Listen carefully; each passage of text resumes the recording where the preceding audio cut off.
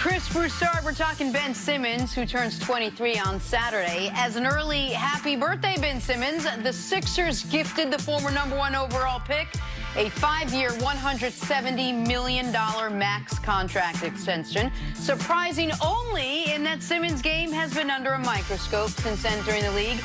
You know, because he can't really shoot outside of how many feet, see?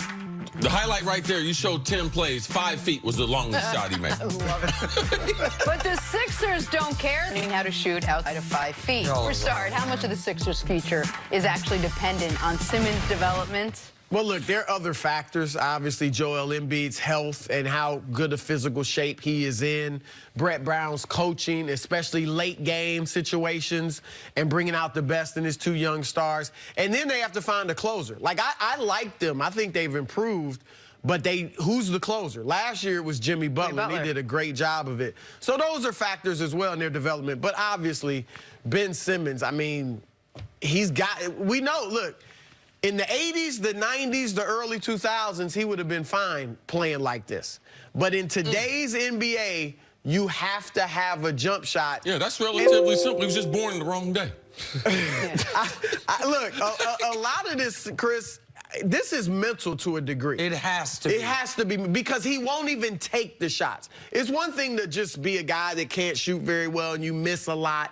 He won't even take the shots. Now, you can override your lack of a jumper to some degree if he were aggressive all the time. He's not to the Lonzo Ball extreme where you have no idea what he's going to do when he shows up. But his motor does run hot and cold. You saw it against Brooklyn. Now, Embiid was out, so the lane was a little less clogged. But when he was aggressive, he scored 31 points. He still couldn't shoot, but he scored 31 points. If he's aggressive like Giannis, because if they back up and give you 5 or 6 feet, if you attack, you're tall, you can finish over guys. If they collapse on you, you can find your open teammates. So that would alleviate some of the issues. But he still obviously has to add this jumper. And Philadelphia bears some responsibility, too. Because you just gave the dude a max contract. You need to be able to hold his feet to the fire and make sure he's improving. Yeah, basketball development, since they've drafted him, they have not developed his skills. And I don't believe that he's a point guard. So I have more of a problem with them thinking that he's going to be the point guard and run the team than his inability to shoot. Because you can't have both, all right? I mean, what is he, a bigger Rondo? I mean, because Rondo can shoot the ball better than him. Everyone can. I mean, just. Now, I agree with you, see, that he clearly lacks some of the stuff as far as just knowing how to run a team and management and all that. But don't you think in today's NBA, he can get away with playing point guard and being effective? He can get away with during the regular season. But it's still a problem in the fourth quarter. I've been to watch too many Philadelphia games in person where what happens the first quarter and what happens in the fourth quarter, they're totally different. He doesn't understand. The only play they typically run for him on the offensive end is a dribble handoff because he doesn't have the savviness to be able to set guys up, to be able to get guys open, because he's not a point guard. He's a point forward. He's very athletic. He's a guy who can dribble the basketball. And now everyone who can dribble, we think, oh, he's a point guard. No, he is everything but a point guard. He's a great athlete. Back to your point in the Brooklyn series, when Dudley had said some things about him and then he responded. I wish he would play that way.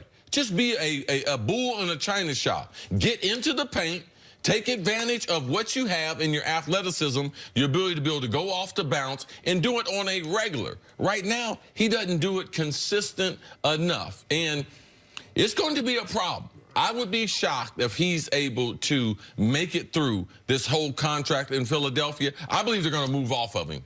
Well, listen, the question is, are they making a huge mistake giving him a max contract? Not if he gets over what I agree with you is more mental than physical. Chris, when's the last time you played high-level competitive basketball? 20 years? Yeah. Longer? Or something like that? Something like that. If you went on a court today, you could shoot 30% from 3. Because and you haven't Chris, you haven't played high-level competitive basketball in just long. Yeah. I disagree with you guys that it's mental. High school. He doesn't have a shot. All right, so that is not mental. So even if we went on the court Our basketball fundamentals allow us to be able to shoot from the three right now. So that's not. But I think the fact that he won't even take the shot. But not even just the threes. This is the reason why he won't take them. He's taking them privately. And what he's seen, making more, though. In private, he'll make more of his jump shots. Now, I agree. Some of it's physical, too. But I'm saying his jump shot is not, I mean. It's not the worst looking jump shot in the league. I've seen him shoot free throws. Like, and I understand that's different. It's a set shot to a degree. But the point is, Chris, like, there's no one you cannot convince me he has the worst jump shot in the league. You can't. And yet he shoots fewer jump shots than any player in the league that plays his minutes. Fewer than anybody. Right. Took 25 shots outside of 16 feet all of last season. That has to be partially mental. The free throws are part of it. He shot 58% his whole career. The basket's not moving. No one's moving. His fundamentals are not good. His left elbow is outside of his body. Now, it's not the worst. It's not the worst jump shot, but it's one of the most fundamentally sound ones. His elbow is not up under him. His elbow is out to the side. If you watch the video, he shoots half the time with his right hand. So now, when you get in a pinch, which hand do I shoot with? And that's up here. You know, he's not confident when you're switching your shot like that. It's like LeBron at the free throw line when he was switching everything. That's mental. When you go through different forms. One year had like 17 different forms at the foul line. And it's not an excuse, by the way. This is on him, especially now that he's gotten this money. He was the #1 pick, so you got big money then, the most money you can get in your draft class. He's now gotten the max extension. This is the only hurdle left for him. He's an excellent defender. He's an excellent rebounder. I think he has better point guard instincts than Chris gives him credit for, even if he's not a true point guard. We know how good he is in transition. We know what he can do at the rim. But this is such a gaping hole. It puts such a hard ceiling on what he can become. But does the contract help or hinder his ability, desire, mental, whatever it is, to get over that hump? I mean, is he going to say, well, the Sixers believe in me, I don't need to be out there practicing, or is it, all right, I have all this money now, I better go out and perform? He's going to need two things. One, he's going to need people around him to push him, that he will listen to, that will push him to improve in that area. And then secondly, this happens with quite a few players. When you're young, you want to be a star and you want to get that max deal.